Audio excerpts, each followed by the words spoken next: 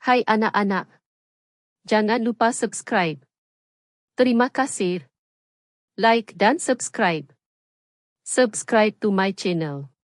Kejutan si chef kecil. Resipi kebahagiaan. Di sebuah kawasan kejiranan yang nyaman, tinggallah seorang gadis kecil bernama Hawa yang sangat suka memasak.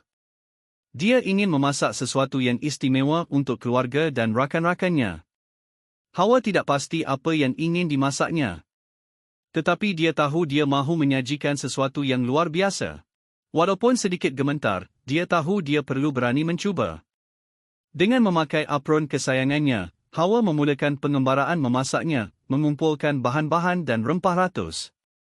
Dia menarik nafas panjang dan mula memasak. Setiap langkah yang diambil, Hawa menambah sentuhan istimewanya dengan penuh kasih sayang. Dia memotong, mengacau, dan membumbui masakan itu dengan teliti agar rasanya seimbang dan lazat.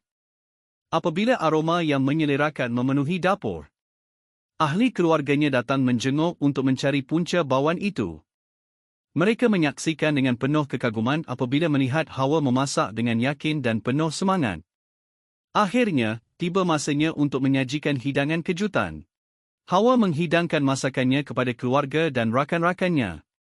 Mereka merasa dan terus tersenyum lebar. Mereka sukakannya. Hidangan Hawa sungguh sedap dan semua orang memuji kemahiran memasaknya.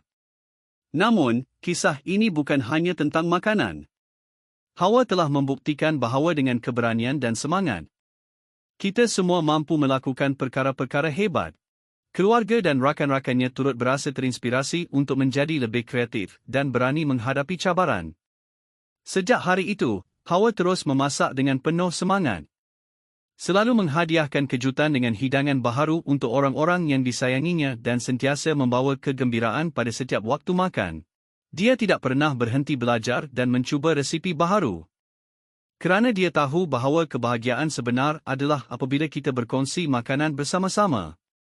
Dan begitulah kisah Hawa, si chef kecil yang berani dan berbakat. Yang mengingatkan kita semua supaya mengikut minat kita, percaya pada diri sendiri dan berani untuk mengejar impian. Tamat.